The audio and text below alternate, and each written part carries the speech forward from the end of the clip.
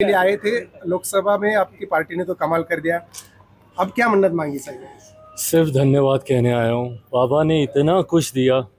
मुझे याद है जब मैं पिछली बार यहाँ पर आया था, परिस्थितियाँ काफ़ी विपरीत थी। मेरे घर परिवार पार्टी बहुत चीज़ें उस दौरान चल रही थी। मुझे ये भी नहीं पता था कि मैं चुनाव लड़ूंगा तो कैसे लड़ूंगा, गठबंधन क्या रहेगा, लड़ने के लिए सीटें मिलेंगी नहीं मिलेंगी। पर बाबा ने झोली भर के दिया। ना सिर्फ गठबंधन के भीतर मजबूती से चुनाव लड़ने का मुझे मौका दिया, 100% स्ट्राइक रेट बाबा ने मुझे दिया। जितनी सीटें लड़ा उतनी सीटें मैं जीता। आज सिर्फ मैं, मेरा पूरा परिवार सिर्फ बाबा का धन्यवाद करने आया। मेरी मदर, बहुत विश्वास रखते हैं हम लोग बाबा पे।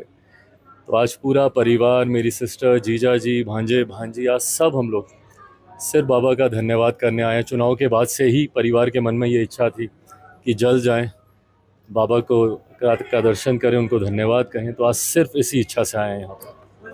आगे बिहार का चुनाव भी आ रहा है, किस तरह से एनडीए में आपके पार्टिसिपेंट कैसे रहेगा? मैं मानता हूँ बाबा यहाँ तक लेकर आए हैं, आगे भी इतनी ही खूबसूरती और इतनी मजबूती से लेकर जाएंगे। बिहार विधानसभा का चुनाव अगले 6-7 महीनों में होगा। मैं मानता हूं कि जिस गठबंधन में हम लोग हैं और जो कॉम्बिनेशन है 5 दलों का बिहार में एनडीए का, ये एक विनिंग कॉम्बिनेशन है। और उम्मीद ही नहीं, पूरा विश्वास है मुझे कि इस बार एनडीए का प्रदर्शन हर बार से बेहतर बिहार में रहेगा।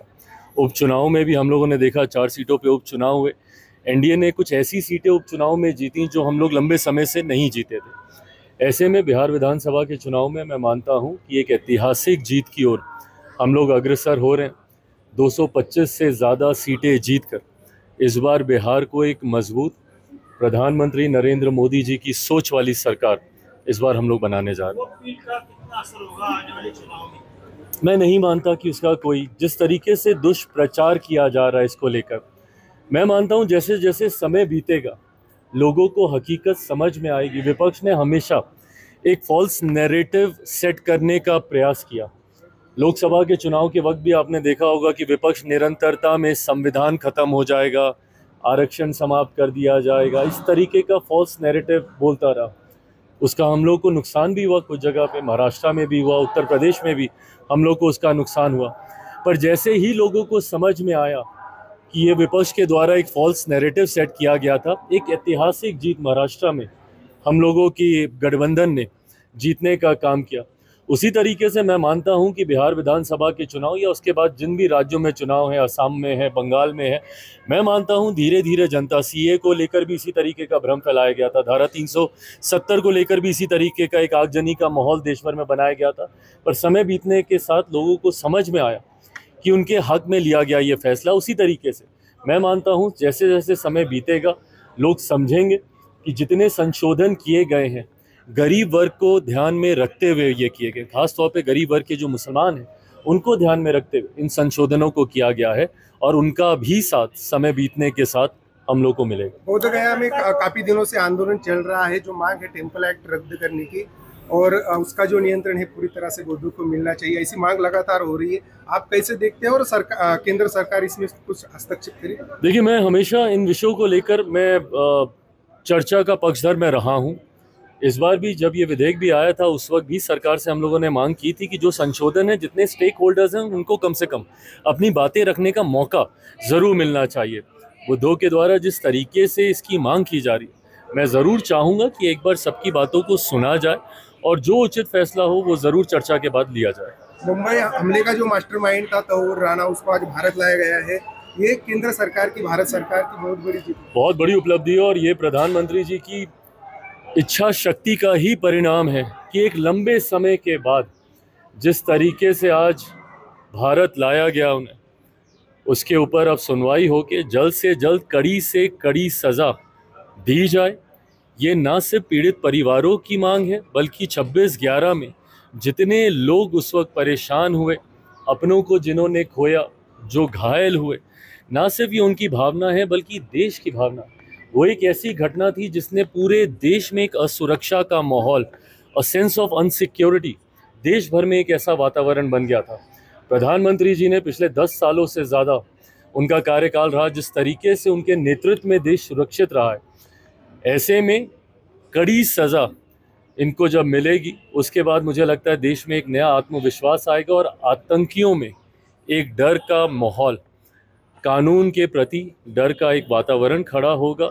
ऐसे लोगों में जो असामाजिक सोच के साथ देश में एक असुरक्षा की भावना फैलाने का प्रयास करते हैं। बिहार एक सेक्युलर सीएम को चुनती हर बार, ये इतिहास रहा है राजनीति का, तो इस बार भी आप सेक्युलर के साथ चल रहे हो?